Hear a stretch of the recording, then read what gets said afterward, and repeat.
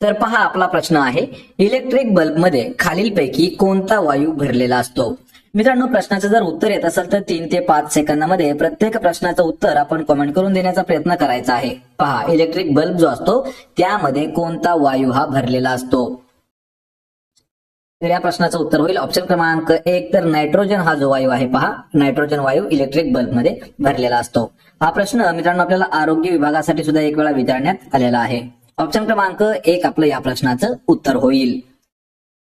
यानंतरचा प्रश्न आहे, महाराष्ट्र पोलीस दलाचे पोलीस संशोधन केंद्र कोणत्या शहरामध्ये स्थित आहे? हा प्रश्न पहा, हा प्रश्न आपल्याला 3 वेळा विचारण्यात आला होता आणि 3ही वेळा हा जो प्रश्न आहे त्यातील 1 वेळा आपल्याला पुणेसाठी विचारण्यात आला आहे आणि 2 वेळा हा प्रश्न आपल्याला मुंबईसाठी विचारण्यात आलेला होता. लक्षात ठेवायचे, महाराष्ट्र पोलीस दलाचे पोलीस संशोधन केंद्र कोणत्या शहरामध्ये स्थित आहे? तर या प्रश्नाचं उत्तर होईल ऑप्शन क्रमांक 2, तर पुणे या शहरामध्ये आहे. ऑप्शन 2 आपलं या प्रश्नाचं उत्तर असेल.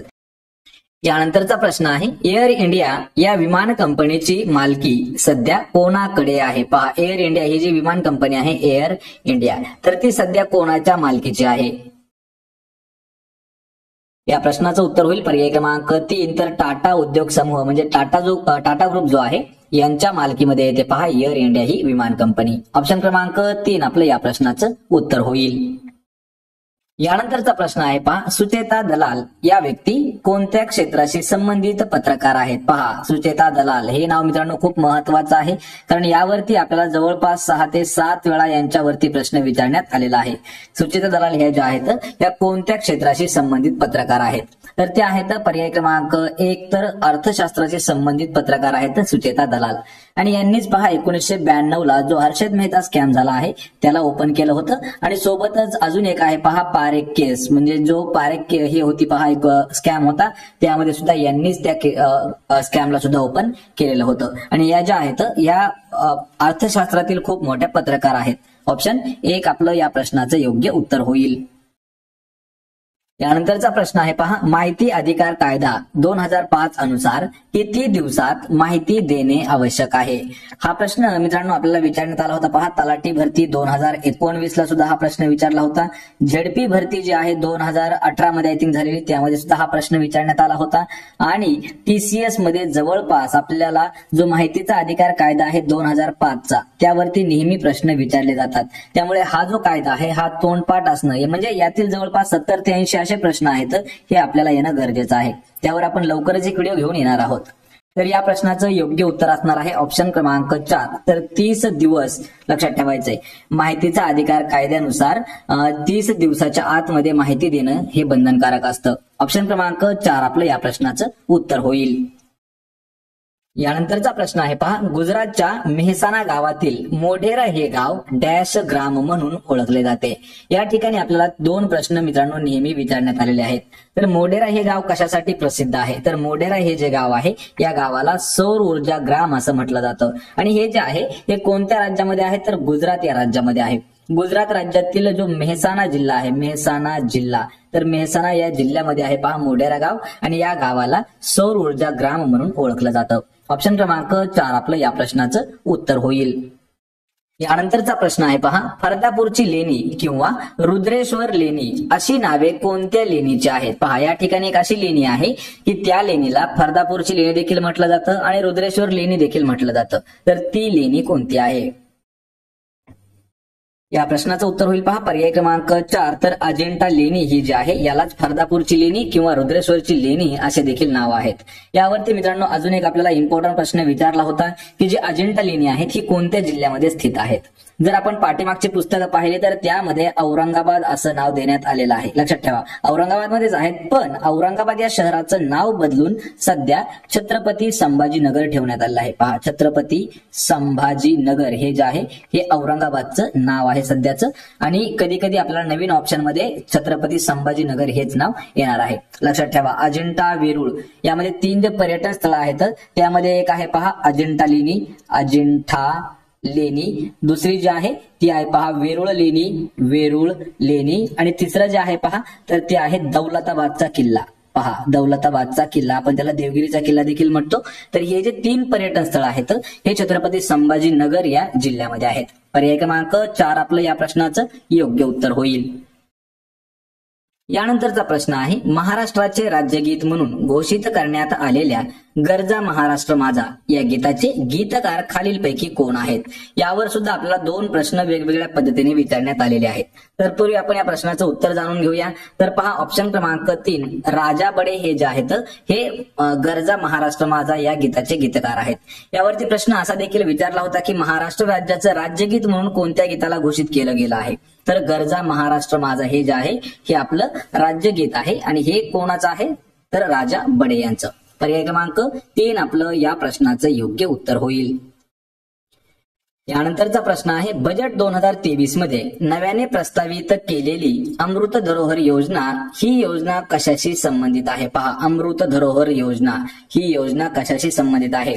मित्रांनो या प्रश्नाचं उत्तर आपल्याला कमेंट करून द्यायचं आहे कारण हा प्रश्न आपल्याला SSC GD मध्ये सुद्धा एक वेळा विचारण्यात आलेला आहे. लक्षात ठेवा 2023च्या बजेटमध्ये हा प्रश्न आलेला आहे. पण अमृत धरोहर योजना ही जी आहे ही कशाशी संबंधित आहे तर ती आहे पाणथळ विकासाशी संबंधित. पर्याय क्रमांक 3 आपलं या प्रश्नाचं योग्य उत्तर होईल. यानंतरचा प्रश्न आहे राष्ट्रपती द्रौपदी मुर्मू यांनी संसदेचे वरिष्ठ सभागृह असलेल्या राज्यसभेसाठी कोणाला नामनिर्देशित केलेले आहे. या ठिकाणी पहा परत आपल्याला 2 प्रश्न अजून येतात. तर राष्ट्रपती द्रौपदी मुर्मू सध्याच्या राष्ट्रपती कोण आहेत तर द्रौपदी मुर्मू यांनी संसदेचं वरिष्ठ सभागृह काय असतं वरिष्ठ सभागृह कोणतं असतं तर राज्यसभा हे जे आहे हे वरिष्ठ सभागृह असतं. तर यामध्ये कोणाची नामनिर्देशित म्हणजे कोणाला नामनिर्देशित केलेलं आहे तर ते केलेलं आहे ऑप्शन क्रमांक 1 तर सतनाम सिंग संधू यांना नामनिर्देशित केलेलं आहे राज्यसभेसाठी. पर्याय 1 आपलं या प्रश्नाचं उत्तर होईल. यानंतरचा प्रश्न आहे तांबे व पितळ या धातूंचे गंजण्यापासून संरक्षण होण्यासाठी त्याच्यावर डॅशचा थर दिला जातो. मित्रांनो पहा हा प्रश्न खूप इम्पॉर्टंट आहे. पहा तांबे आणि पितळ या दोघांना गंज लागू नये आणि त्या गंजनापासून त्याचं संरक्षण व्हावं म्हणून त्यावरती एका नवीन धातूचा थर दिला जातो. तो धातू कोणता आहे तर तो आहे पहा ऑप्शन क्रमांक 2 तर तो कथील हा धातू आहे आणि त्या धातूचा जर थर दिला तर पितळ आणि तांबे हे जे आहेत हे गंजण्यापासून वाचतात. ऑप्शन 2 आपलं या प्रश्नाचं उत्तर होईल. यानंतरचा प्रश्न आहे पहा राज्यस्तरीय खाशाबा जाधव चषक कुस्ती स्पर्धा फेब्रुवारी 2023 मध्ये कोणत्या शहरात पार पडली होती. हा प्रश्न मित्रांनो खूप इम्पॉर्टंट आहे. पहा राज्यस्तरीय स्पर्धा आहे पहा खाशाबा जाधव चषक कुस्ती स्पर्धा ही कधी झाली 2023च्या फेब्रुवारी महिन्यामध्ये. ती कोणत्या शहरामध्ये पार पडली होती तर ती होती ऑप्शन क्रमांक 3 तर धुळे या शहरामध्ये पार पडलेली ती स्पर्धा आहे. कधी कधी आपल्याला जर राज्य विचारलं तर महाराष्ट्र या राज्यामध्ये झालेली स्पर्धा आहे. ऑप्शन क्रमांक 3 आपलं या प्रश्नाचं उत्तर होईल. त्यानंतरचा प्रश्न आहे पहा हवेचा दाब मोजण्यासाठी खालीलपैकी कोणते उपकरण वापरले जाते. कशाचा हवेचा दाब मोजण्यासाठी वापरले जाणारं जे डिव्हाइस आहे ते कोणतं आहे. या प्रश्नाचं उत्तर होईल पर्याय क्रमांक 2 तर बॅरोमीटरचा वापर केला जातो पहा हवेचा दाब मोजण्यासाठी. या ठिकाणी जे तापमापक आहे याचा वापर केला जातो तापमान मोजण्यासाठी. काय तापमान मोजण्यासाठी. या ठिकाणी होका यंत्र जे आहे तर दिशा दर्शक यंत्र देखील त्याला म्हटलं जातं आणि दिशा दर्शवण्याचं काम जे आहे ते होका यंत्र करतं. कधी कधी रडार देखील या ठिकाणी आपल्याला येत असतं. लक्षात ठेवायचंय होका यंत्र बॅरोमीटर आणि तापमापक या तिघांचेही वापर काय काय आहेत हे तुम्हाला मी सांगितलेलं आहे. या प्रश्नाचं उत्तर होईल ऑप्शन क्रमांक 2 बॅरोमीटर हे जे आहे या उपकरणाने हवेचा दाब मोजतात.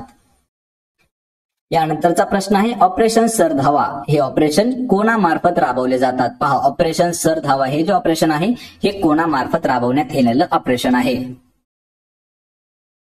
तर या प्रश्नाचं उत्तर होईल पर्याय क्रमांक 2 तर भारतीय सीमा सुरक्षा दल. पहा सीमा सुरक्षा दल म्हणजेच बॉर्डर सिक्युरिटी फोर्स BSF यांच्याद्वारे ऑपरेशन सरधावा हे जे ऑपरेशन आहे हे राबवलं जातं. पर्याय क्रमांक 2 आपलं या प्रश्नाचं उत्तर होईल.